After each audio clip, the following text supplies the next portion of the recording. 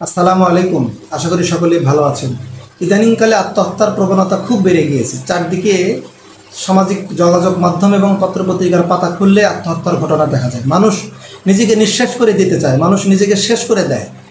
কেন মানুষের ভিতরে এই মেন্টালিটি, সেটা নিয়ে সামাজিক বিজ্ঞানীদের গবেষণার প্রয়োজন রয়েছে। তারা ইতিপূর্বে অনেক গবেষণা করেছে, কিন্তু আরও গবেষণা প্রয়োজন যে ইদানিংকালে এই ঘটনাগুলো কেনই বা বেশি ঘটছে। আর এলাকা ভিত্তিক একটা গবেষণা প্রয়োজন যে কোন কোন এলাকায় এই ঘটনাগুলো সবচেয়ে বেশি ঘটে এবং সে এলাকার মানুষের যে মেন্টালিটি, তাদের যে সামাজিক মর্যাদা, চলাফেরা, বংশমর্যাদা, তাদের কৃষ্টি কালচার, বিভিন্ন বিষয় নিয়ে সমাজবিজ্ঞানীদের গবেষণা, উপযুক্ত গবেষণা করতে হবে। না হলে এই ধরনের ঘটনা বারবার ঘটতে থাকবে। আর একটা কথা আমি এর আগে বলেছিলাম যে আত্মহত্যা এমন একটা পাপ যার কোনো মাফ নেই। আল্লাহ তাআলা আত্মহত্যাকারীকে পছন্দ করেন না।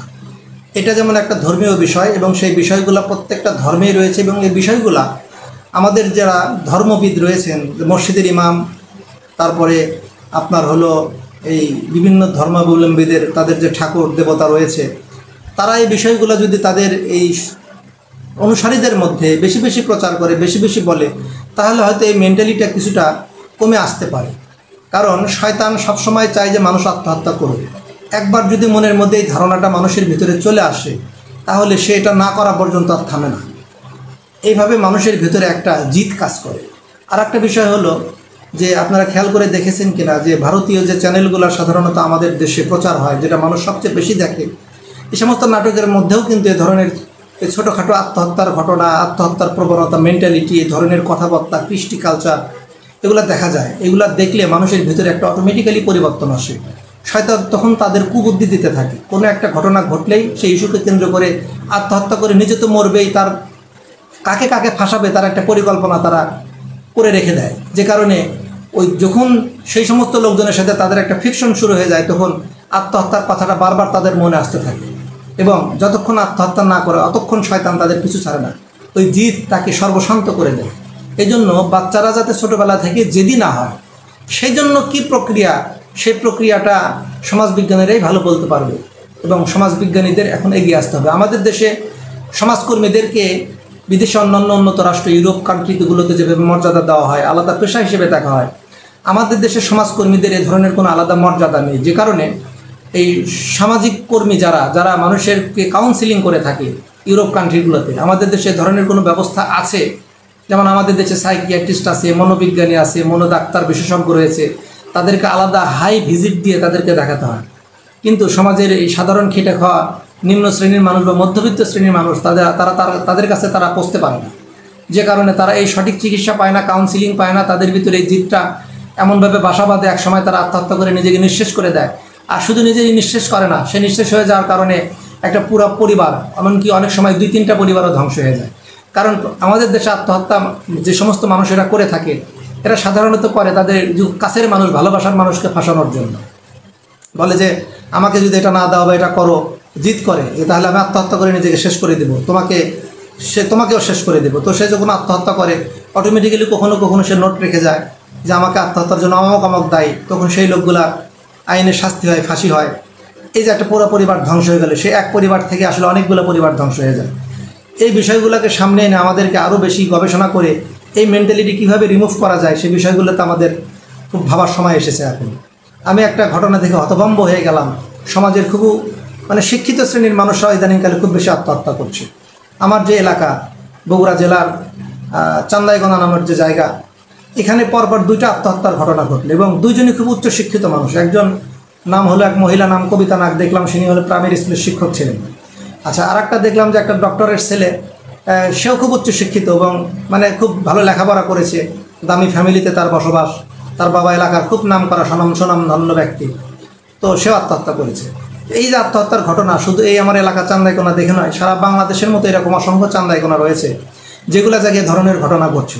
আমরা যদি এখনই এগিয়ে না আসি সামাজিকভাবে, আর একটা বিষয় আমাদেরকে মাথায় রাখতে হবে, যেগুলোর কিন্তু শাস্তিও রয়েছে। আত্মহত্যা এমন একটা অপরাধ, যে অপরাধ করলে কোনো শাস্তি নাই, কিন্তু অপরাধ না করলে আইনের শাস্তি রয়েছে।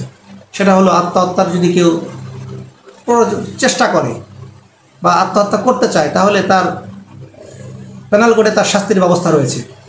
অথচ আত্মহত্যা করে ফেললে তো সে মারাই গেল, তার কোনো শাস্তি নেই।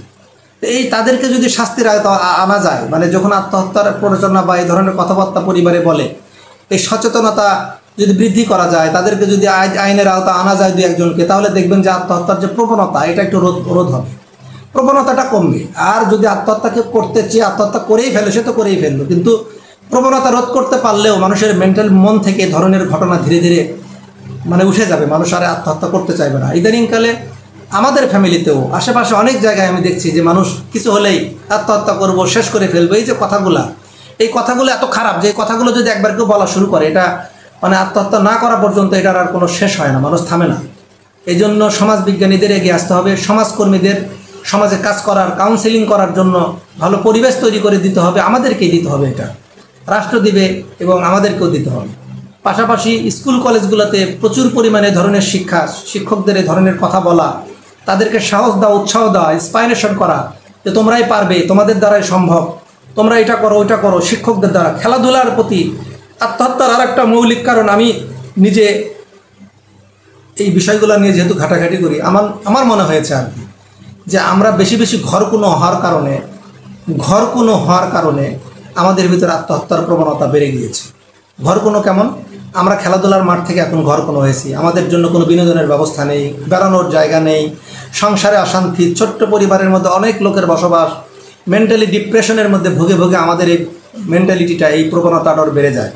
যদি আমাদের ফ্যামিলিতে খেলাধুলার জন্য পর্যাপ্ত খেলার মাঠ রয়েছে, কিন্তু খেলার মাঠে আর ছেলেপেলেদেরকে পাওয়া যায় না। এই ফেসবুক, ইউটিউব, এই ধরনের ঘরকুনো, এইগুলোর ভিতরে দেখবেন যে বিভিন্ন জায়গায় ছোট ছোট নাটক, শর্ট ক্লিপস, টিকটক, এগুলো জায়গায় আত্মহত্যার মতো নানান ধরনের দৃশ্য দেখায়। আবার আত্মহত্যা করার প্রতি ইন্সপাইরেশন, এখানে অনেক ধরনের শর্ট ভিডিও রয়েছে যেগুলোতে অনেক উৎসাহ দেওয়া হয়। এই বিষয়গুলোর কারণে আর আত্মহত্যা বেড়ে গিয়েছে, মানুষ এই বিষয়গুলো আরও জানতে পারছে, সাহস পাচ্ছে, তারা এটা করছে। এগুলো থেকে বের হয়ে আসতে হবে। এই বের হয়ে আসার জন্য আমাদেরকে বইমুখী হতে হবে, আমাদেরকে সামাজিক বিনোদনের ব্যবস্থা করতে হবে, খেলাধুলা করতে হবে। একে অন্যের সাথে, আগে তো এরকম যৌথ ফ্যামিলি ছিল, একে অন্যের সাথে গল্প করতে পারতো, মানে মনের ভাব প্রকাশ করতে পারতেন, তাহলে মনের ভাবটা দূর হয়ে তার এই ধরনের মেন্টালিটি দূর হয়ে যেত। কিন্তু এখন কিন্তু সেই সুযোগটাও নেই, যে কারণে এই মেন্টালিটিটা জিতটা আরও বেশি দানা বেঁধে বসে। সুতরাং আমাদেরকে সার্বিক দিক বিবেচনা করে গভর্নমেন্টের উচিত, আমাদের যারা সমাজবিজ্ঞানী রয়েছে, বিশেষ করে আমাদের যে সমাজসেবা অধিদপ্তর, তাদেরই মূলত মৌলিক ভূমিকা এটার উপরে সবচেয়ে বেশি কাজ করতে হবে তাদের। কারণ অসুস্থ হয়ে গেলে তো তারপরে ডাক্তার, কিন্তু অসুস্থ হওয়ার আগেই যাতে অসুস্থ হয়ে বড় না হয়, যাতে অসুস্থ না হয়, সেই জন্য যারা কাজ করে তারাই হলো সমাজকর্মী। ইউরোপ কান্ট্রিতে সমাজকর্মীদের অনেক মূল্যায়ন, অনেক দাম, কিন্তু আমাদের দেশে সমাজকর্মীদের রাষ্ট্রীয় কোনো স্বীকৃতি না থাকার কারণে তারা একাকী বিভিন্ন এনজিওর মাধ্যমে যতটুকু কাজ করে তাই। কিন্তু সমাজকর্মীরা যদি এগিয়ে আসে, তাহলেই মূলত এই ধরনের প্রবণতা রোধ পেতে পারে।